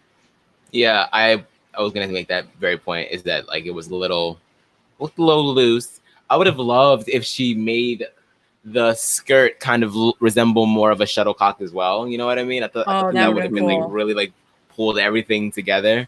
But other than that, yeah, I mean, I'm learning to be less critical of these made looks because, Aman, can you do that? No, you can't. So shut up. Yeah, well, speaking of something I can absolutely not make, Christian, what did you think about Juju B's watermelon runway look? Yes, so she turned the corner, and I think my first reaction was like, I feel like we see her in the silhouette all the time. But then as soon as I started looking at it and the different details of it, I really liked it. I didn't notice the comment that they made about the seams until they actually made the comment. But I really liked the color palette. I love the wig. Of course, her mug looks good. So I was a fan of this. Yeah, Beth, did this resonate with you? Yeah, I was expecting a train wreck, and this was not a train wreck, just because of the way that they were like, yeah, Jujubee, can't sew and all these different kinds of things. And we didn't really see her do much besides like cutting out watermelon, and she just had that fabric laid out that she hadn't done anything yet. And when she came out in this, I was like, this fits her like a glove. It makes her look taller than she is. It gives her incredible form. And I love the pink ruffle at the top and at the bottom, that how it matches, and it's at a perfect length. Sometimes that length of dress is really hard to pull off, because if you go slightly too high to the knee, it really cuts you off. If you go slightly too low to the ankle without it being, you feel like, what the heck did you do here? She made it a really, really great length. So everything I thought was incredibly polished. Altogether, a very safe look. This was not by any means, didn't blow me out of the water, but I expected way worse from Jujubee. So happy she turned my expectations around. Yeah, I'm on. Look, okay. I'm going to critique this as not being high fashion. Of course, you can turn to me and say, Liana, what do you know about high fashion? You're the hoe at the family picnic. Yes, that is true. But this does not necessarily give me super high fashion looks. I think it's cute. I think it's adorable. I would love to put it on a doll, and she looks fantastic in it. But to me, it's not high fashion, but she still looks good. So I don't know what that means. Yeah, I mean, if it's supposed to be backyard eleganza, right? This is not really an elegance-ic. Is that a word? Elegans-latic? I don't know. It's not very elegant. Less eleganza. Yeah, less eleganza, yes. I mean, it's cute. It's a cute concept. I feel like this is it looks like a dress that would be on like some strawberry shortcake doll or whatever. But other than that, I mean, yeah, I mean, Juju has kind of been doing this all season for me. Like, it's every runway is sort of like, it's okay, it's passable, and I don't really know what that's about. I don't know if I don't get it. I don't know. I just, in a look where you can make your own, I would have expected something a little bit more. Yeah, and that's why I fear, like, I really want an all-star winner where I can like think back to their competition, it's like to their challenges and to their runways and be like, yes, that's it. And like Jujubee clearly is performing in challenges. She's great at acting and she's quick and she's funny, but I'm yet to be wowed by any look that she has turned this season.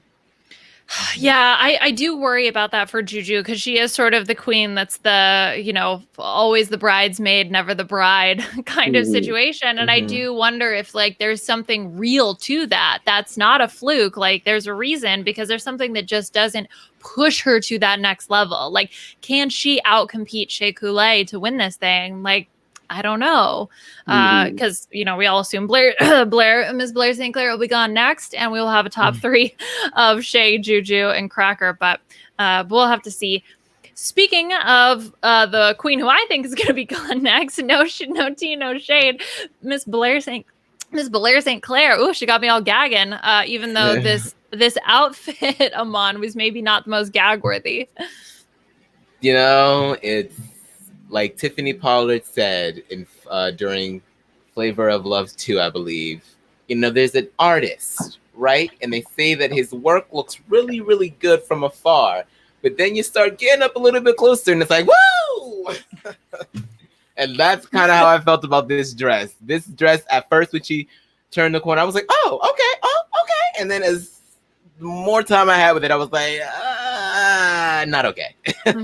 It's just like sort of, I see what she was going for. I get the vision. The execution for me is just bad. It looks a little bit too ragdoll, deconstructed for me without enough construction. I didn't even think that the hair was gonna bother me. It was falling apart. Yeah, she had to like hold it up, and I didn't even think the hair was gonna bother me until somebody said something about it. Because like they were like, if you're gonna do slicked back, then make it slicked back. And I was like, oh, I thought it was. And then you could see the close up, and it's like, oh yeah, it's kind of like half. Like the whole thing is sort of like half baked. Yeah. Like, the only good part of it for me was her makeup. That's about it. Yeah. I think. Christian, go ahead. I was gonna say what I struggled with the most is when I looked at this, it just didn't read as a grill, like a big cookout in the backyard. like not any pieces of it. And I get that she used like the tablecloth and we have the seat liner on it, but all of the other queens, I was able to like explicitly see where there was a cookout in their outfit, and I couldn't see that with her. So I just, from the moment she walked out, I was like, this isn't it. Her mug looks great, but the outfit wasn't it for me. Yeah, I got a lot of pool party eleganza, as if this was like some kind of sarong that maybe you would wear over a bathing suit. I don't hate it.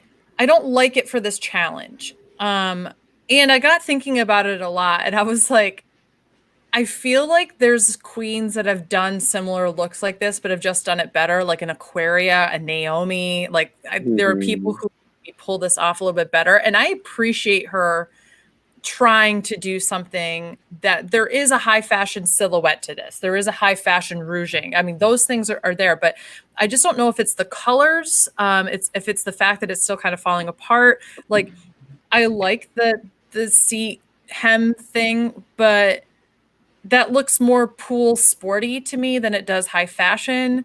I don't know. I think she's also just so thin. I feel like if she weren't, which is no fault of her own. I mean that you can't really control your body, but like I just feel like that sort of like exacerbates the messiness for me. Like if she weren't so thin, it wouldn't look so. It's like swallowing her up. You know what I mean? Yeah, I think that's probably a part of it. I don't know. Like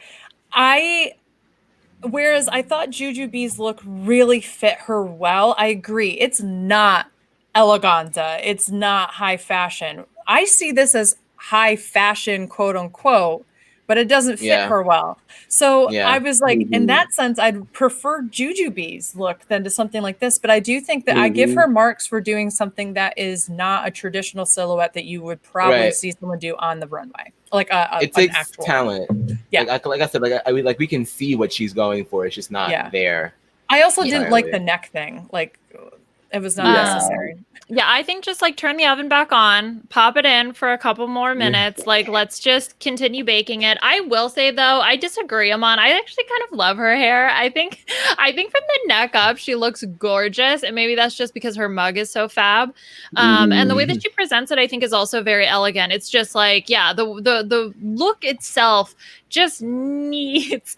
And again, I'm the hoe from the picnic, so not that I can say anything, but it just needs like a little bit more something, I think, to really a little more zhuzh it up. You know what it is too? It's her runway walk. If Naomi Smalls was doing that exact dress, she would walk and work it, and you could tell Blair was worried about tripping on the long part of the skirt, so she kept holding it out slightly to the side, and she didn't have enough confidence and swagger for it. Like I think that's probably what I have in my head. Like that's probably why I keep thinking of these queens that we just know are high fashion, good construction queens being able to pull off something like this. Which is why I feel just like her being on All Stars in general is just like too soon, because she made that big character switch and then didn't really have time to let it play out and practice in shows and in gigs and whatnot. And she just showed up and is like, I'm a woman now, and it's hard to form that in such like the pressure cooker that is Drag Race.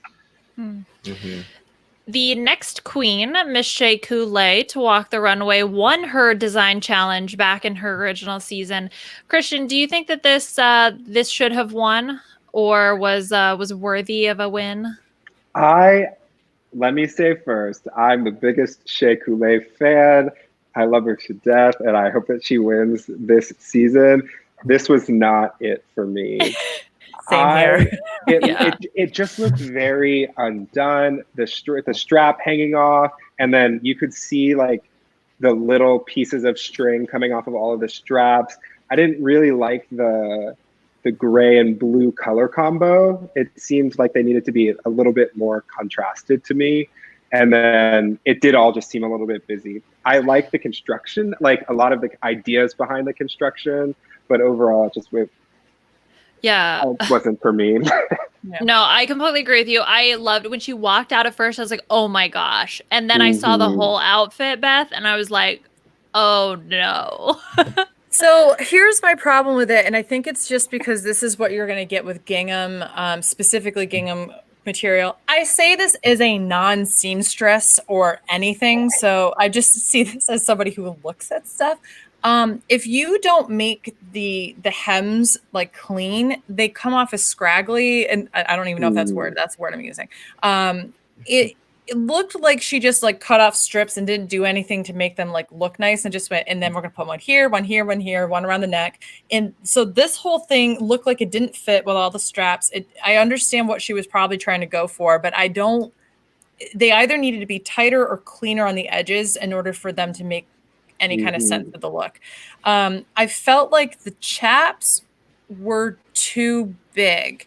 Like there was too much of a gap. The edges again there didn't seem hemmed properly. And again, I think that's just because of the material she's working with. She might have needed to use another material underneath of it, just from like the fabric wall or something, just to give that sense of clean edges. I didn't get clean edges from her. I just cut out the shape and I put it on and that's it, which is not eleganza to me. I do think this is a really interesting constructed look. I do appreciate what she was going for. I love the idea of like a backyard, with chaps and like a mosquito net and that kind of thing. I love the concept. I don't like the execution, unfortunately, because I do love me some Shea Coulee. Aman, do you have any thoughts you want to give on this outfit? Yeah, y'all kind of said it all. Yeah. The chaps are too big. I like the blue against her skin, though. I think that's really gorgeous, that contrast. It's so good. But yeah, I felt like the only thing that I totally got that was backyard was like the plaid chaps. It was obviously supposed to be like a picnic tabletop thingy. I didn't know that was mosquito net until someone said that it was. So there were certainly like elements of it that had to be explained to me, and a part of that is because we're not there in person, so we can't really see the details as much as they can. Right. But yeah, this wasn't that great for me either, and I was like, I feel like the only reason that she wasn't in the bottom was because all the other queens praised the hell out of her, and I feel like that did sort of like affect the judging there, because almost every queen was like, yeah, and Shea helped me, so. She pretty much she sold everybody else's outfit, so they were like, if Cracker was able to win for hers and Shea helped her do it, then Shea should win too. So. Yeah. It didn't help Asia. Didn't Asia like get all the praise for helping all the other girls, and she's had that ball look and was still in the bottom? But I thought that's what we were going for. I was like, oh damn, we're about to get this edit where she helps everybody else and then she ends up looking a mess. But thankfully that didn't happen. I mean, she didn't end up in the bottom technically. Like technically they were all in the bottom except for Miss Cracker. Yeah. You're right. You're right. The queen who ends up going home, and we'll talk about this decision, but it was Alexis, and she has this red solo cup look, Beth, that I thought it was really gorgeous. I get all of the critiques. I just thought it was so creative to use the pool as the spacer or whatever for the bottom of the dress. I completely agree. I thought this was the second best look on the runway. Interesting to me that they were both red looks that for me were the strongest. I love all of the I can't think of the word, but all of the solo cups and napkins and paper plates and such that she used both around her collar, on her shoulders, and as well as on the side of the bottom of her dress. I don't like the shape that the pool gives, but again, how freaking cool is that? Like, that is different. I mean, there's a lot of things about high fashion.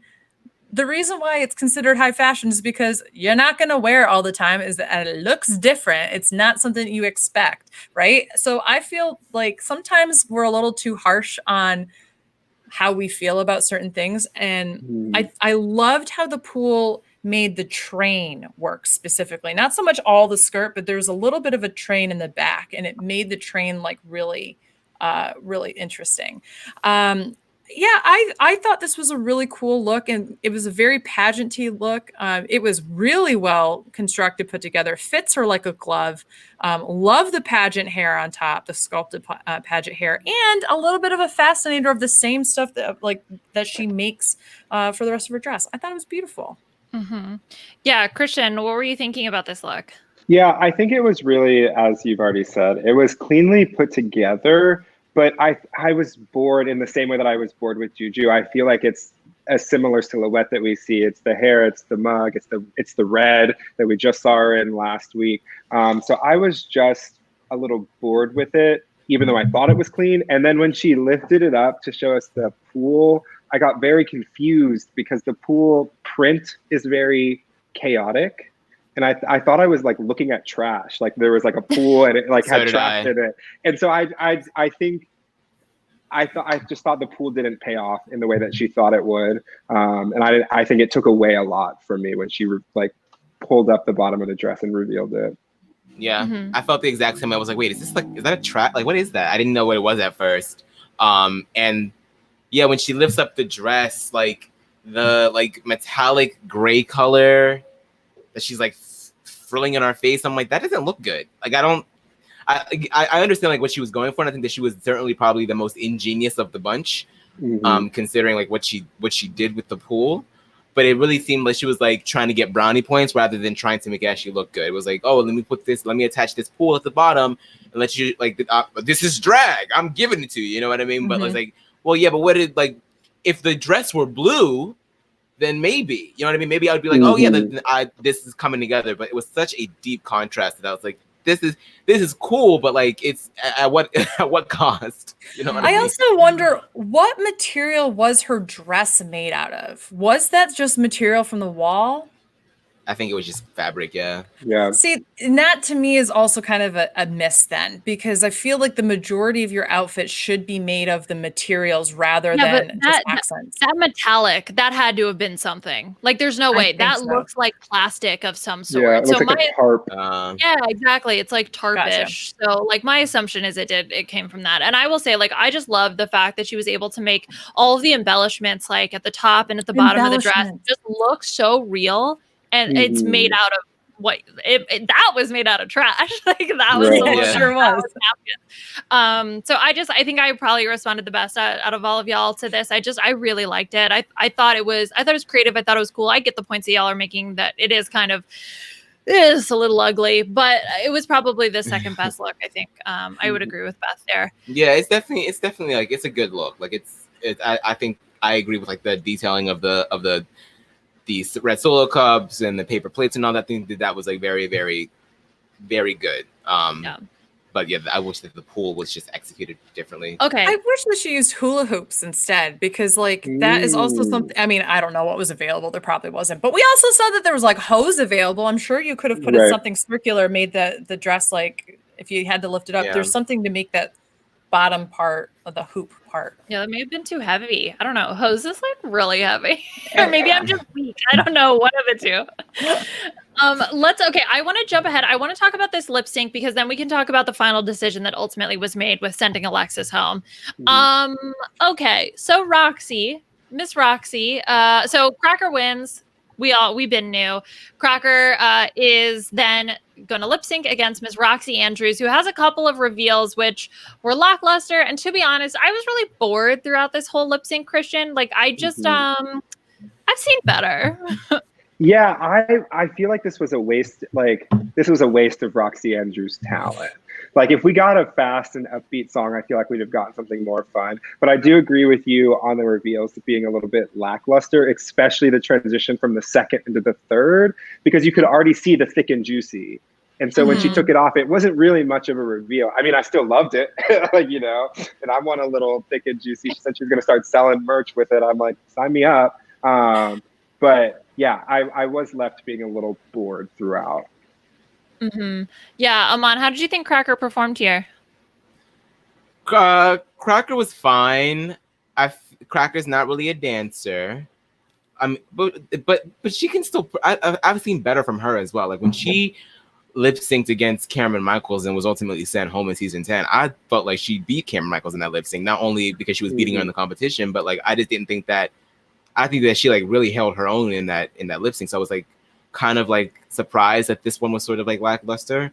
I kind of feel like the choice to bring back Roxy Andrews, I feel like this is like the first time where I can see that I feel like it affected Miss Cracker here. Like it was like, oh, like they're all going to want to look at Roxy Andrews anyway because she hasn't been on the stage in a long time. This is like her first reappearance to Drag Race in a few years. So I feel like she probably got in her head and was like, I just feel like she didn't give it her all because of the fact that she was well aware of the fact that the judges, I mean, they literally show Miss Cracker like trying to be funny with the lip syncing thing, but RuPaul is looking at Roxy, and Roxy's not even really doing anything but walking sensually. And I'm like, this seems like a big circle jerk for Roxy Andrews right now, and not like a real lip sync. I feel like this was just like, we want to watch Roxy, and that's it.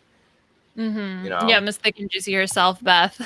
Okay, so y'all, I will fully admit I've drank the Roxy Andrews Kool-Aid. I could not stop looking at her. I think here's the main reason why.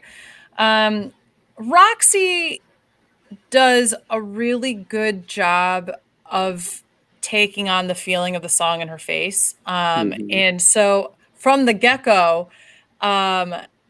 Ms. Cracker started doing everything, and like she has like really sharp robotic like movements, even like when she's like voguing or doing a whole bunch of different things. There's always like a dot da dot dot da dot aspect to it, and this song just isn't that. So like the little feet shuffle that we were watching on the video of the podcast, like that's not One Last Time Ariana Grande. Yeah. But Roxy Andrews was doing that like sensual look and like the little burlesque kind of moves to it or whatever, which also isn't always going to be Ariana Grande. But when you compare it to what Ms. Cracker was doing, yeah, I'm going to watch Roxy. I think I know that Roxy got shat on a lot on both seasons that she was on for very different reasons. I'm a huge Roxy Andrews fan. She to me is like the epitome of drag. She makes everything. She looks incredible. And she's also somebody for a woman like me who's got a little bit more meat on her bones and has some curves. She was the first queen that I watched and felt, because I watched in season 8, which meant season All Stars 2 was like the second season I ever watched. And I watched Roxy, and yeah, I was like, oh, she's not doing great. I was so like more accepting of my own body because I was like, well, if Roxy Andrews can wear something like that and own it and everything, and she's not even like identifying as a woman, then like, why can't I feel like I can wear a pair of shorts even though I have like cottage cheese legs sometimes and I'm pale and like all those kinds of things? Then there was a lot of those kind of reflective moments I had. So enough with me like making a personal kind of connection about that, but just I felt like Roxy just better felt the song out than Ms. Cracker. I think it was bored. A well-deserved win. Oh no, I was bored, but like I felt like in terms of winning, Roxy deserved it over Ms. Cracker. Yeah, I guess so. Yeah. I just like Roxy's butt. That's all. That's the tweet. Like I can't stop staring at her butt. Yeah, it's amazing. Can we see it again? I know, just one more time. I'm like terrified we're gonna get us pulled off of YouTube for a little bit of butt. But Roxy's ass one time. Yeah, no, just I mean, oh my gosh, just like she's just absolutely so thick and juicy. It's amazing. Not padded, like just full out looking fab. That is a wonder. That is a wonder. One of the world's wonders. Yeah, Roxy Andrews' butt. Okay. We have to get to really what is the biggest story, I think, at this hour, which is Alexis is sent home over what seems to be the determination really does seem to be between Alexis and Miss Blair St. Clair. And Beth, I don't have words. What do you think? Just tell me. I think that what this ultimately came down to was the Queen's preference and who's left in the competition, and with Alexis being such a question mark of her loyalty and how she, as we get into the very depths of this competition, we don't know what she's going to do. She's a wild card. Let's get rid of her. I genuinely thought Blair was going to go home. One thing that happened pretty early in the episode that I thought was really bitchy of Cracker was like Cracker being like, I know, Blair, you look so good at family picnics. What? Like in that confession, I was like really taken aback. Like, oh, wow. Like, I didn't even think that was like playful shade. It came off as just being like, just kind of a dick about Blair. But then for me, that kind of set up like, okay, so Blair might not do well, but like there wasn't enough of an edit to support her potentially going home. So like I figured Alexis was going to go, but I couldn't help but feel bad. And I felt like we saw a lot of genuine emotion out of Alexis about how sad and upset she was. And so, and how she was like, I really don't like that I feel like I was painted in a bad way, and how this is potentially weighing on everyone's minds. And I felt like that was pretty genuine, more so than anything that India Hurd did last week. So I think that that's what it came down to, is they just didn't like Alexis as much as Blair, maybe in the competition sense. Yeah, Amon, do you co-sign that? Yeah, this was a good episode for Miss Cracker, and I think that the cherry on top was her pretending as if she was going to take Shay's lipstick, and she was like, "You want me to do it? I know you want me to do it." And I was like, I felt like she was talking directly to me. I was like, "Yes, I want you to do it. Please do it. Please do it." Like, I was so hyped when I was like, "Yes, these queens are getting it. Like, we want to see the bloodshed." But in terms of like Alexis, like, one thing I didn't necessarily like was what Cracker was like, "Well, I'm not sending Shay home. I'm not sending Juju home. You two, you're in the bottom." I was like, okay, like, don't. I mean, can we at least like not make it so obvious? Can we at least like, you guys are like trying to like make this a regular season so bad? Like, just play All Stars, play the game. But I mean, I felt bad for Alexis because, and like I said earlier in the beginning of the episode, I'm starting to feel like, yeah, maybe she probably wasn't lying. I don't think that she told, what's her name again? India. She didn't tell India to vote for Shay. So I was like, damn, like you're about to go out and you feel like you feel like it's like an insurmountable edit that you can't do anything about. Like, you feel like their minds are already made up because the imagery of you being this underhanded queen is already out there, and why wouldn't they get rid of you if they can? And why send Blair home when Blair was making a case for herself to stay, but she was also making a case of herself to lose too, because like she was like, I've been consistent the entire time. I've been just a one-trick pony the whole way through. And it's like, well, yeah, of course I'm gonna want to keep you now because you're not gonna win. So right. Yeah, I just feel like Alexis was sort of just like dead in the water. She knew it. She was like, if I don't win this, I'm screwed. Which is why I appreciate the fact that she went all out with that dress and putting that kiddie pool under there, because she was trying to shake the table. It just didn't work out the way that she wanted it to. So yeah, Christian, do you think there's any way that Alexis was going to stay, or was it Alexis going, do you think, from the get-go? I think it was Alexis going from the get-go. But one thing that really frustrated me was Blair's commentary being like, if I wasn't questioning Cracker as a friend before, I am now. And it's like, at this point, you're either going fourth or fifth. Yeah. Like, hate to break it to you, you're not winning this competition. So whether Cracker sends you home this week or Juju or Shay sends you home next week, like, you can't really hold that against Cracker. And I get you're trying to make one last like emotional plea, but it just seems like kind of desperate and kind of like, I know I'm not going to win, but like, just we're friends, so take me. Yeah, it was very desperate because she just kept saying like, when all of the other arguments, but she didn't really have a lot other than that she's been safe. She just kept saying, I just can't go home. I'm like, bitch, yes you can. It's called getting eliminated. Like, you can definitely go home. What you were signing up for. And I like that Miss Cracker said to her face, like, I'm not really worried about the friendships though. Like, I can't, that can't be my primary concern. I was like, yes, like, get in that ass. Like, I loved it. I love that Miss Cracker is like being impartial and is like being, like, look, like, I want to win. You know what I mean? And Miss Cracker is, she won twice now? Has she won twice? Yeah. Yep. This is her second win. And she and Shay has won twice. Yeah. Yep. So yeah, so like, it's down to the wire, and it can't be about who loves who anymore. You know what I mean? Right. Mm-hmm. Yeah, I definitely felt like I don't know if this is just editing tricks or if it's queens that are just putting like they have to come across as like, I'm really great as like a defense mechanism, but like, does Blair not see that she's like not as high as the rest of them in terms of like their wins and such? Like, I don't know. It makes her seem like out of touch with what's happening in the Yeah, competition. like the fact that she was tried to in her argument was like, well, I won the very first reading mini challenge. So like she was really grasping for I was anything. like, okay, and like keep going. So you won 5 minutes into the competition and have not won anything yet? Okay, work. No, that's like when you've done Duolingo for like 3 weeks and you're like, yeah, I speak Spanish. And you put it on your resume, okay? Like, Blair, sit down, shut up. Like, whatever. And like, let's be reminded it was a tie. Like, oh my God, yes. Oh my gosh, I did forget it was a tie. Thank you for bringing that up, Christian. No. Oh my gosh. Well, next week we'll also have to see how Blair does because we have a stand-up comedy SmackDown challenge where the queens are going to have to perform some comedy routines or something like that.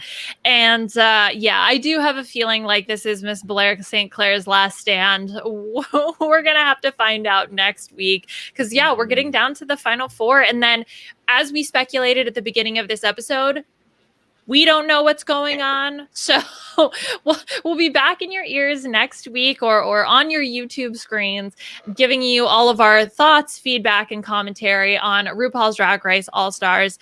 So for those people who may be tuning out, let's just give our quick social media plugs, and then we'll jump into Canada's Drag Race and then close out things for reels. So first, Christian, thank you so much for joining us. Where can people find you on social media? Yeah, so I'm at _KROBZ, which is Krobs or K-Robs, both on Instagram and Twitter. Love it. Beth, where can people find you? You can find me on Twitter, Twitch, and Instagram at AugustaWind11. And last but not least, Amon. You can find me on Twitter at Amon Adwin, baby. Oh, minus the baby, just Amon. Yeah.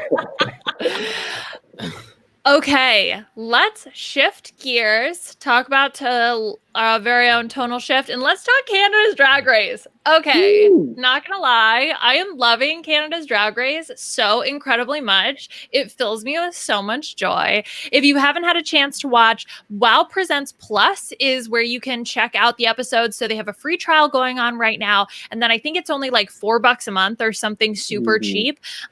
So it's really easy, and you can get a lot of WoW content through WoW Presents Plus. So that is my suggestion because. Oh my gosh. I don't even know where to begin. Christian, what are you thinking about Canada's Drag Race as a season so far? I think it's so refreshing, and I like to watch it after I watch All Stars because it just restores my faith in the direction of Drag Race because they're just so fun. It seems like they're all genuinely there to have a good time and to possibly win, and just seeing the 3 judges play off of each other and just be absolute savages. It's just, it's everything that I wanted. There are so many queens, Amon, that I am just obsessed with. Like, everyone, I think, is maybe the appropriate. But of course, like, you have queens like Jimbo. Anastasia in this episode tells like an incredibly heart-wrenching story about how she ended up in Canada. Oh my God, she's from, where's she from? The Dominican? No, from Barbados or something. I can't remember exactly where her home country is. I think it was the Bahamas. Oh, the Bahamas. Yes. Okay. She took a bullet in her kidney. Like, she literally got shot and came to Canada on asylum. Like, we're getting some incredible stories, some incredible queens. And this episode I thought was really just so much fun, Amon. Yeah, the episode was a lot of fun. I actually, because, sometimes for Drag Race, when they do these, because they did some acting challenges this time around, sometimes those acting challenges, I'm like, this is not funny. Why is everybody laughing? But I was actually entertained by a lot of these queens. And I'm glad that Jeffrey Boyer-Chapman was the one to lead it, because I feel like a lot of people just see him as this hot guy and forget that he is an actor. And so I was like, okay, so like we're starting to see these queens or these judges sort of like have like specific parts of the episode where they are going to take the lead, because you have Brooklyn doing the walkthroughs and doing the mini challenge, and then you have Jeffrey coaching them with the acting. So I was like, okay, so we're finally starting to like we're trying to understand who these judges are as people as well as judges. So I like this episode a lot. I'm still not quite sure who I'm rooting for yet, and I think that's rather exciting. Because I mean, obviously there are like some clear like villainous edits going on right now, especially specifically with what's her name, Kyne? Kyne, yeah. But other than that, like there are a lot of like dynamic personalities on the show. I mean, I think Jimbo was like pretty much the fan favorite at this point. But then you have like these humanizing moments with like Anastasia Azarquay, where she's telling us this crazy story about, you know, literally like walking to the hospital after being shot, right? And so it's just, there's so much to see here, and we got to see a little bit more of what's the one of the black queens, light skinned black queen with the glasses, the younger one. Kiara? What's her name? No, Kiara. There it is. Oh yeah, Kiara.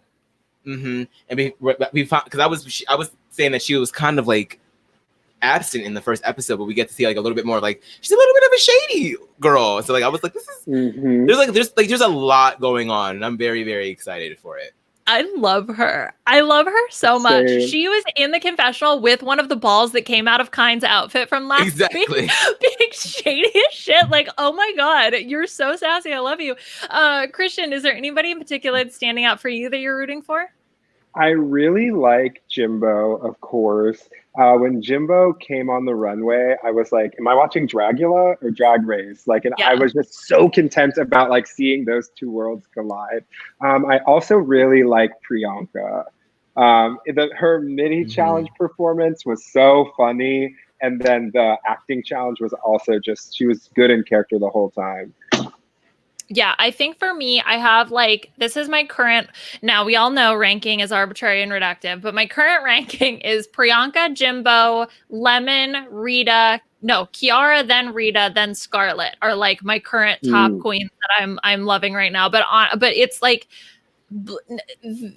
inches divide them. Like there's just so, or should I say centimeters divide them. Like there's just so many things that that I'm living for. But this main challenge, Aman, was the heritage moments. So based on the heritage minutes, which I watched a ton in preparation for. So I did learn a lot about Canadian history. So thank you to those of you who reached out to share some examples with us. That was very useful, because we get the I Smell Burnt Tux, which is based off of the Wilder Penfield neurosurgeon extraordinaire of Canada heritage minute. And then the Muffragettes, which is based on the Nellie McClung with getting the vote in Manitoba, which, these were weird. They're not what I expected. I still kind of had fun, though. They were really bizarre, though, man. Yeah, they were very bizarre, but like I said, like I still feel like I was able to sort of, you know, understand as it's going. So this show is sort of like becoming educational as well as being an entertaining drag competition. So I agree with you there. Yeah, Christian, were there any standouts or anything that you of note from the main challenges? I mean, maybe this is a hot take, but I didn't find Lemon to be like particularly engaging or like great. I was very surprised when she ended up being the winner for the week. And I like, in my head, I was like, maybe we're just going off the runway. We're waiting that more. But I mean, I thought Kiara was really robbed in that acting challenge. Yeah, I thought Kiara was definitely fun. I could see where they were going for with Lemon. I think she was just somebody who, even though sometimes it didn't necessarily make sense, she was just super animated. And I kind of feel like that animation and excitement really just sort of translated off the screen. I don't know if part of it also was because she was up next to Tainomi in the performance, and Tainomi ends up, you know, being eligible for elimination and ends up lip syncing. So yeah, I'm not exactly sure like what the deal is with there, but I thought there were a number of queens that potentially could have won. Like, I mean, you know, Jimbo, Avi being in the top, I thought was so fun. Just this was just enjoyable. And I think to Aman's point about Jeffrey Boyer Chapman leading everything, it argues why you could have multiple judges. Like, yes, we have Michelle or Carson or Ross that come in to do these types of things, but it was nice to have someone who that's their job. That's what they do. Really be responsible for guiding the queens through the acting challenge. And I really appreciated that. Okay. Do you guys have any other thoughts about Canada's Drag Race? I think my only like one other big thought is like all the lights are on, but nobody is home in Boa's head. Like she, watching her be like, one, just mixing up Alona's name and then being like, I picked her. I had to pick her when she did not pick her at all. And then just watching her try to remember her lines.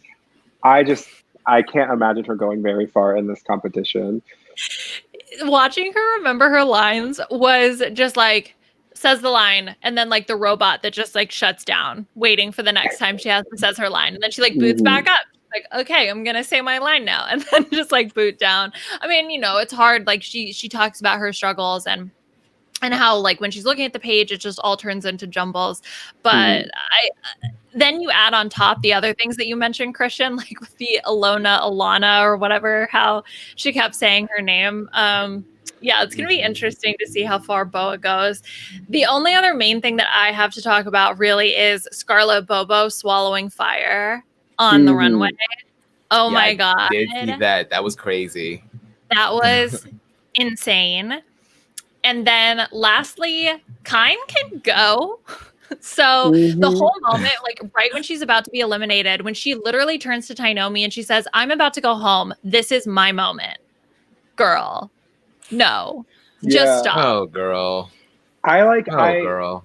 She's the kind of person who, like, I was trying to explain this, like, Jujubee has what Kine wants, and that Jujubee can make these like rude remarks, like when she was like, "I hate this challenge," and the judges think it's funny because they have this like built relationship with her and they get her humor. Whereas like Kine is just saying all these rude and absurd things, and we have no frame of reference for who she is. So we're like, like, who are you, Miss Thang? Like, you've been on TV for 2 episodes. Calm it down. You're just rude. Like, it's not funny, it's rude. So I don't know. And maybe because she has a bunch of YouTube stuff. So maybe she feels like, oh, like I have this audience. They know that I'm like that. So the audience at home is going to get it. Well, it's like, well, girl, this is a different setting. Like, we're not going to get it.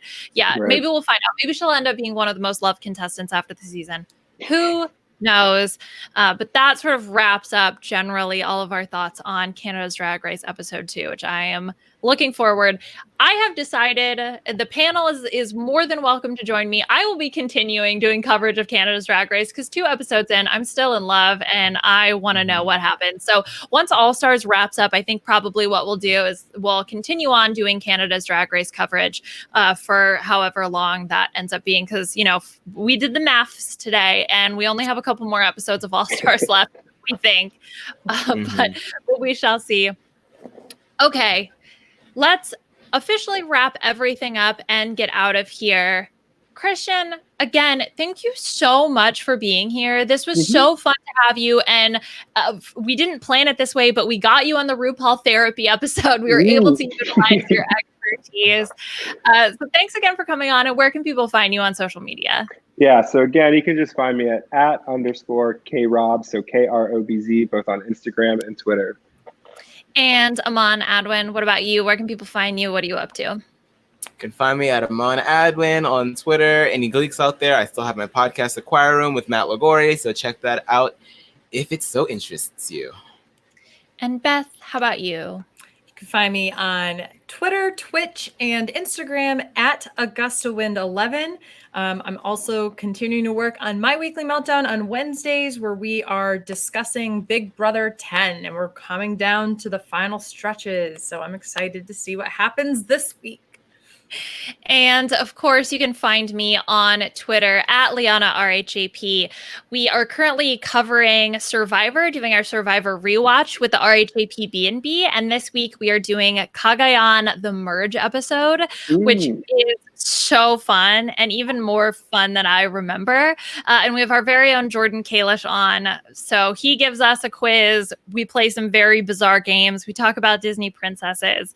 If you're interested, check that out. And we also want to take this as a time to stop down and hand the mic over, use our platform for good, and plug a charity this week. So the charity that I'm going to be donating to, and I encourage all of y'all to donate to, is the Brennan Center for Justice. So the Brennan Center for Justice is a nonpartisan law and policy institute. They advocate for a number of progressive policies, including like campaign reform, redistricting, against gerrymandering, public finance, all of those types of things. But one of the things that they're really working on, especially with the upcoming election, is voter rights, the ability to vote, and having everyone vote is so incredibly important. And so if you're interested in supporting this cause, you can check out the Brennan Center for Justice and visit them online. And that's where you can donate at the BrennanCenter.org or just Brennan Center, not the just like Amon Adwin baby, just Amon Adwin. This is just BrennanCenter.org. So definitely check that out. If you have not become a patron of RHAP, I highly encourage you to do it. We've been expanding some of the stuff that we're doing in the patron Facebook group. We've just started playing some patron mafia, some social strategy games. Rob plays along, so you can have an opportunity to play with Rob. If that's something you'd like to do, check out Rob has a podcast on patreon.com. Of course, for us, leave your star ratings and reviews on iTunes. Huge shout out to Scott St. Pierre behind the scenes. And I think that's all for us. So we will talk to y'all soon. Bye.